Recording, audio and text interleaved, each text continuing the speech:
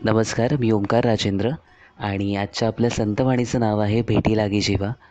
मुळात संतवाणी म्हणजे काय, तर इसवी सन 12व्या शतकापासून 16व्या शतकापर्यंत म्हणजेच ज्ञानेश्वरांपासून रामदासांपर्यंत आपल्याकडे जी संत परंपरा चालत आली, त्यांनी जे साहित्य लिहिलं गेलं त्याला संतवाणी असं म्हटलं जातं. मग ही संतवाणी जर बघायला गेलात तर त्या ज्ञानेश्वरांच्या काळापासून जवळजवळ तुकाराम महाराजांपर्यंत म्हणजेच 16व्या शतकापर्यंत. आता तुकाराम महाराज हे जवळजवळ शिवाजी महाराज यांच्या समकालीन, म्हणजेच असं म्हटलं जातं की ज्ञानेश्वरांपासून जी सुरू झालेली संत परंपरा होती ती रामदासांपर्यंत अगदी 16व्या शतकापर्यंत अविरत चालू राहिली. आणि या काळामध्ये संतांनी समाजाला प्रबोधन करण्यासाठी संतवाणी किंवा अभंगवाण्या लिहिल्या गेल्या. याला संत काव्य असं म्हटलं जातं. मग अशाच एका संतवाणीचा आज आपण अभ्यास करणार आहोत. आता मुळात संत तुकाराम महाराजांबद्दल सांगायचं झालं तर संत तुकाराम महाराज हे शिवकालीन होते. त्यामुळे त्यांच्या साहित्यावरती कुठेतरी राजाश्रय आपल्याला पाहायला मिळतो. आता मूळजात वैश्यवाणी समाजाचे असल्याकारणाने त्यांचा स्वतःचा सावकारीचा धंदा होता. आणि एका मोठ्या दुष्काळामध्ये तुकाराम महाराजांचा हा सावकारीचा धंदा जो असतो तो पूर्णपणे बुडतो. त्यांच्या पहिल्या पत्नीचं निधन होतं, अनाथदशा होते, दुष्काळ पडतो आणि त्यामुळे माणसाला दुःख का होतं, माणसाच्या आयुष्यात सुख असतं त्याप्रमाणे दुःखही असतं. मग ह्या दुःखाचं कारण शोधण्यासाठी हे संत तुकाराम महाराज जे असतात ते परमार्थाकडे वळतात. आणि म्हणून वाळो जन मज म्हणती हिंदोळी असं म्हणत जे संत तुकाराम महाराज आहेत त्यांनी विठ्ठल भक्तीची आस धरली. आणि मग विठ्ठल भक्ती करत करत करत करत त्यांनी समाजाला कुठेतरी चांगलं काय, वाईट काय, द्वैत ज्ञान काय, अद्वैत ज्ञान काय याची खऱ्या अर्थानं ओळख करून दिली. मग त्यामुळे त्यांच्या संतवाण्यांमध्ये किंवा त्यांच्या अभंगवाण्यांमध्ये कुठेही आपल्याला अंधश्रद्धा किंवा बुवाबाजी, ढोंगबाजी आपल्याला दिसून येत नाही. तर जो काही आहे तो प्रॅक्टिकल विचार आहे. म्हणजे काय, तर परमेश्वर हा माणसात आहे आणि मग माणसातला परमेश्वर शोधताना त्यांनी प्रत्येक गोष्टीमध्ये त्यांना कसा विठ्ठल दिसायला लागतो याचं दृष्टांत त्यांनी या अभंगवाणीतून आपल्याला करून दिलेला आहे. ते म्हणतात, भेटी लागी जीवा लागलेसी आस, पाहे रात्रंदिस वाट तुझी. पौर्णिमेचा चंद्रमा चकोर जीवन, तैसे माझे मन वाट पाहे. दिवाळीच्या मुळा लेखी आसावली, पाहतेस वाटुली पंढरीची. भुकेली या बाळ अतिशोक करी, वाट पाहे उरी माऊलीची. तुका म्हणे मज लागलीसी भूक, धावून श्रीमुख दावी देवा. आता तुकाराम महाराजांनी ना इथे आपल्याला वेगवेगळ्या दृष्टांतातून, रूपकातून त्यांना विठ्ठल भक्तीची ओढ लागली आहे, त्यांना विठ्ठल भक्तीची आस लागली आहे, विठ्ठलाचे दर्शन घेण्यासाठी ते आसुसलेले आहेत याची ओळख आपल्याला करून दिलेली आहे. ते म्हणतात, भेटी लागी जीवा लागलीसी आस, पाहे रात्रंदिस वाट तुझी. म्हणजेच काय, तर इथे तुकाराम महाराज विठ्ठलाला उद्देशून म्हणतात की मला आत्ता रात्रंदिवस फक्त आणि फक्त विठ्ठल नामाचीच आस लागलेली आहे. विठ्ठलाचं ते स्वाजिर रूप पाहण्यासाठी माझे डोळे आसुसलेले आहेत. त्यामुळे प्रत्येक गोष्टीमध्ये मला आता काय दिसतोय, तर केवळ आणि केवळ फक्त विठ्ठल मला दिसत आहे. यासाठी ते दृष्टांतात म्हणतात, पौर्णिमेचा चंद्रमा चकोर जीवन, तैसे माझे मन वाटप आहे. म्हणजे आकाशात ज्यावेळी पौर्णिमेचा चंद्रमा येतो, आता साहजिकच मराठी साहित्यातनं काही गोष्ट ही काल्पनिक आहेत. आता काल्पनिक म्हणजे काय, तर संतांनी समाजाला प्रबोधन करण्यासाठी काही गोष्टी ज्या खऱ्या अर्थानं अस्तित्वात नाही आहेत पण त्या गोष्टींचा उल्लेख किंवा त्या गोष्टींचा रूपक म्हणून वापर केलेला आहे. आता या गोष्टी कुठल्या असतील, तर पहिलं म्हणजे चकोर. आता चकोर पक्षी हा जो आहे ना तो फक्त चंद्रकिरण पितो आणि तृप्त होतो असं मानलं जातं. जसं चातक पक्षी हा फक्त पहिल्या पावसाचं पाणी पितो आणि तृप्त होतो.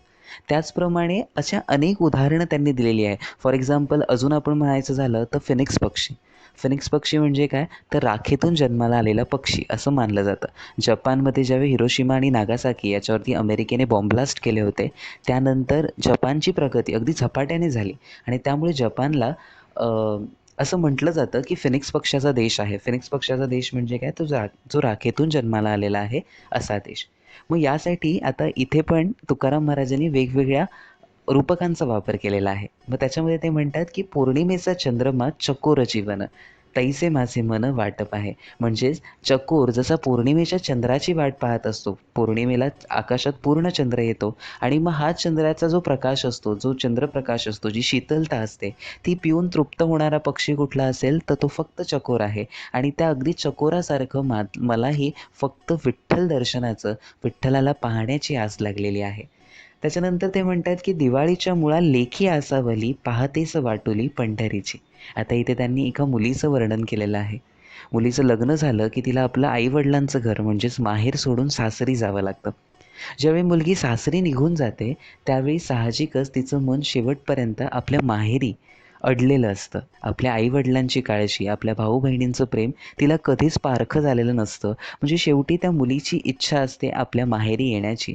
आणि मग अशावेळी प्रत्येक सणासुदीला कोणतरी आपल्या माहेरचं कोणतरी येईल. आता त्यांनी मुऱ्हाळी म्हटलेलं आहे. आता मुऱ्हाळी याचा अर्थ काय, तर माझा भाऊ किंवा बहीण किंवा माझे आईवडील मला माहेरी सण साजरा करण्यासाठी घ्यायला येतील, अशी जशी आस त्या मुलीच्या मनामध्ये असते ना, तशी तुकाराम महाराजांना विठ्ठलाच्या दर्शनाची आस लागलेली आहे. त्यांना असं शेवटपर्यंत वाटतंय की कोणतरी का असेना मला खऱ्या अर्थानं पंढरीला घेऊन जाईल आणि त्या पांडुरंगाचं, त्या विठ्ठलाचं दर्शन मला घडवून देतील. भुकेलिया बाळ अतिशोक करी, वाट पाहे उरी माऊलीची. आता इथे त्यांनी वर्णन करताना तिसरा दृष्टांत जो दिला आहे तो बाळ आणि आईचं वर्णन केलेलं आहे. म्हणजे ज्यावेळी बाळाला भूक लागते त्यावेळी बाळ रडू लागतं आणि त्यावेळी आईला कळतं की माझ्या बाळाला भूक लागलेली आहे, त्याला दूध पाजायचं आहे. मग साहजिकच त्या बाळालाही त्या आईची ओढ लागलेली असते. जेव्हा भूक लागते त्यावेळी ते अतिशोक करतं. शोक करतं म्हणजे काय, तर ते रडतं. आणि ते रडल्यानंतर त्या बाळालाही त्याच्या आईची गरज असते. अगदी तसंच मला आत्ता कोणाची गरज असेल तर ती केवळ पांडुरंगाची आहे, केवळ त्या विठ्ठलाची आहे, असं तुकाराम महाराजांना वाटतं. आणि त्यामुळे तुकाराम महाराज खऱ्या अर्थानं त्या विठ्ठल भक्तीची ओढ त्यांच्या मनात निर्माण होते. आणि मग तिकडे जळीस्थळी काष्टी पाषाणी म्हणजेच काय, तर चराचरामध्ये फक्त त्यांना विठ्ठलच दिसतो आणि मला लवकरात लवकर त्या पांडुरंगाचं दर्शन घडवून येणं, असा उद्देश जो आहे तो ते पांडुरंगाला करत आहेत.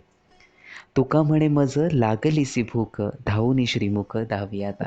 आणि मग तुकाराम महाराज म्हणतात की आता मला खऱ्या अर्थानं जर काय कशाची भूक असेल तर ती फक्त विठ्ठल दर्शनाची आहे. म्हणजे बघा ना, त्यांच्या प्रत्येक दृष्टांतातून आपल्याला फक्त त्यांची विठ्ठलाबद्दलची जी श्रद्धा होती ती आपल्याला दिसून येते. आणि मग ही श्रद्धा पाहत असताना इथे कुठेही आपल्याला अंधश्रद्धा किंवा बुवाबाजी, ढोंगीपणा आपल्याला दिसून येत नाही.